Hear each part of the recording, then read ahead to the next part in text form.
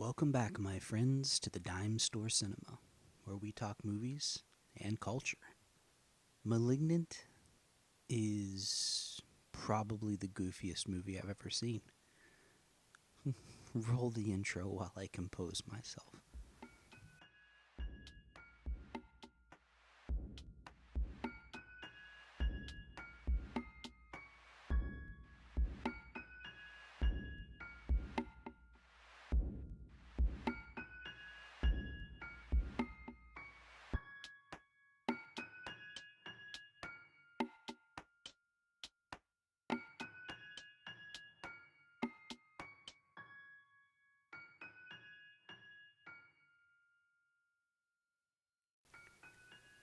James Wan's Malignant is either one of the most brilliant films ever released or one of the biggest blunders in the past 30 years. I'm gonna spoil the hell out of this movie, so if you haven't seen it and you want to, watch it first. Although, it's so predictable, I'm not sure if it really matters. If James Wan was going for a mix between Basket Case, Hatchet, and a gothic vampire story with his little trademark flair for cinematography, then he has succeeded at one of the greatest achievements in the past 10 to 15 years. However, if it just incidentally reminded me of all of those elements, and that wasn't what he was going for, it's one of the biggest blunders in the past ever.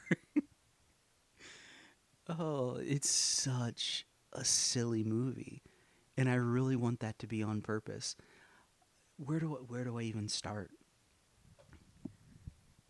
This movie is about a conjoined twin that is evil.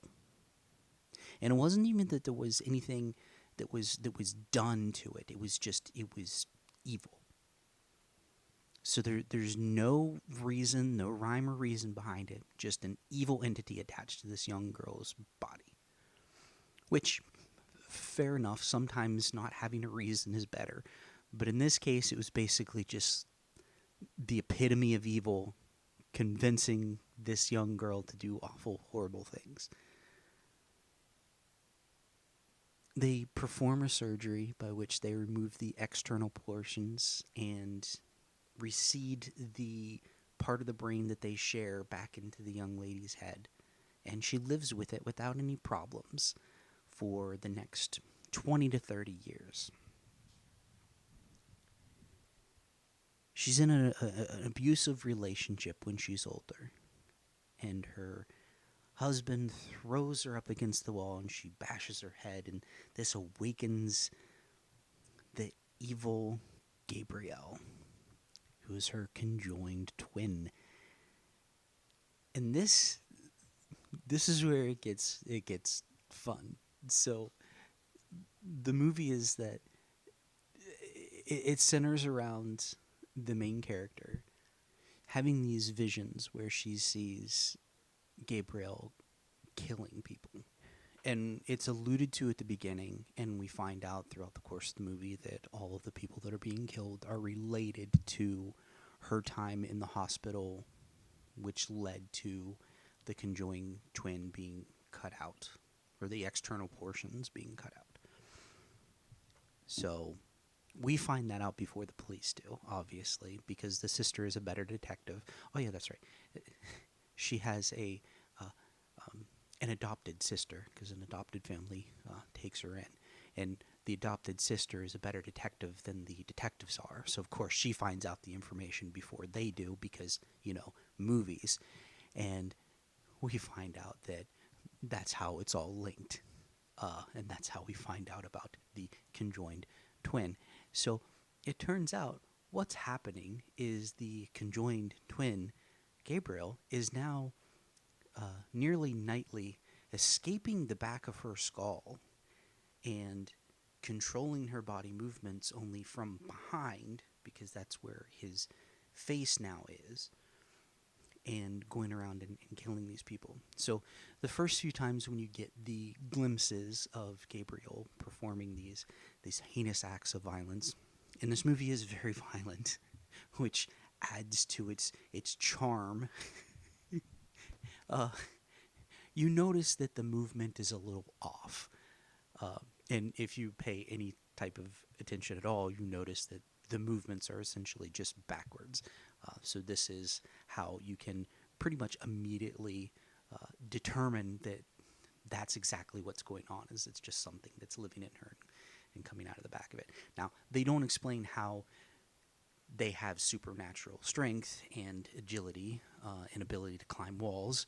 They don't explain any of that. And, once again, horror movies, sometimes it's better not to explain, but that ties into the end and how she eventually defeats Gabriel because she determines that, oh, you're using my body, therefore I have your strength. So apparently just coming to the realization you learn how to harness all of that power. But yeah, that's neither here nor there.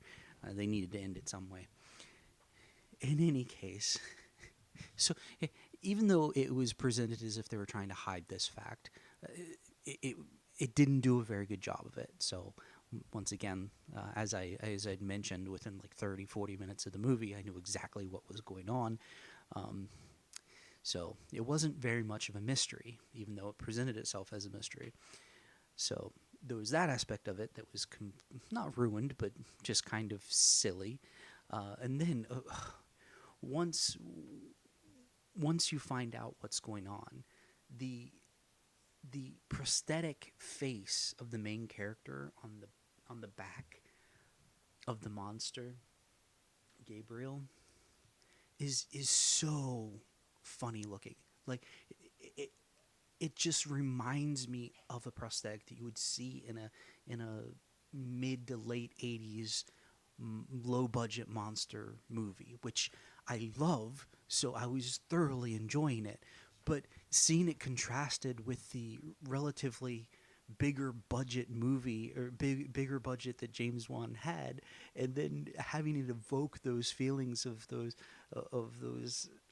80s monster movies, just it was so conflicting. I think I've crossed over to thoroughly enjoying it, but it was so conflicting because it felt so out of place. I don't think anyone is gonna like this movie. I might be the only person on earth that thoroughly enjoyed it, but I don't know if I enjoyed it for the right reasons. I enjoyed it because it was campy, stupid fun, but I still can't determine if it was actually trying to be. In any case, after all these murders and after all of the police or essentially the entire police department is killed by Gabriel, um, the last person to kill is the mother of the main character in Gabriel, who gave them up to this hospital, which I guess is the revenge that comes for.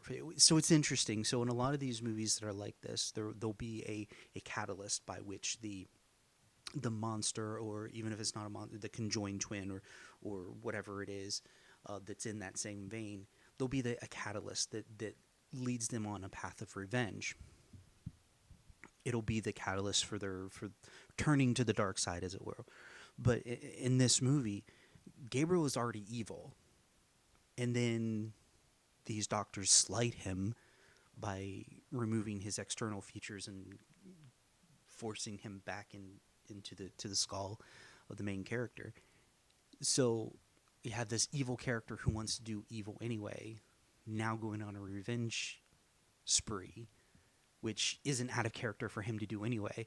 So it's not like there's nothing for us to relate to or enjoy about the villain, which once again isn't necessarily a bad thing. But like, at least with Hatchet, you had Victor Crowley, who was tormented as a kid and accidentally killed by his father, and it led him to be just a crazy killer with supernatural underpinnings and everything like that.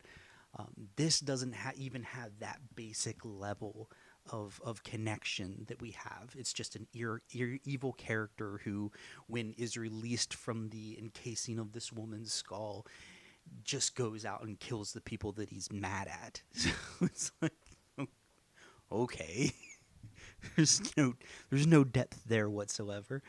But that, I think, also lends itself to the charm. Like the fact that it is so that there is so little depth to it. It's just this silly nonsensical little movie, and then on top of that, the aesthetic that it tries to throw in. You have so much of that signature James Wan use of special effects and cinematography, which is it's very interesting and compelling and a little creepy. But that combined with this story and the just silliness of the villain is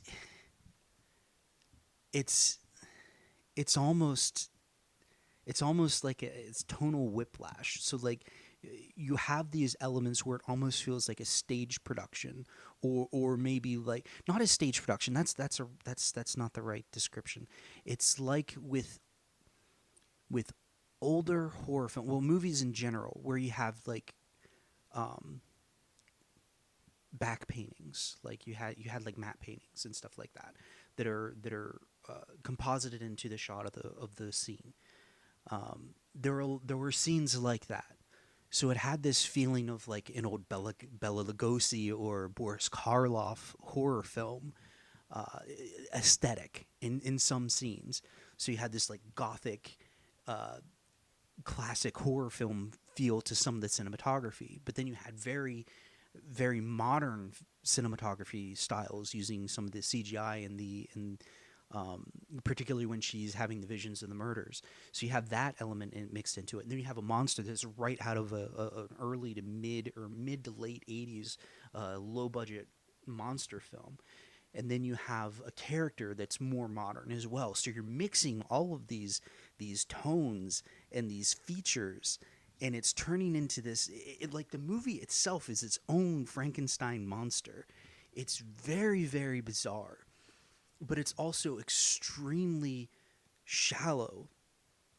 There's not even a deep respect that you can have for the attempt to marry all of these different tones, because they just all combine into this really shallow story.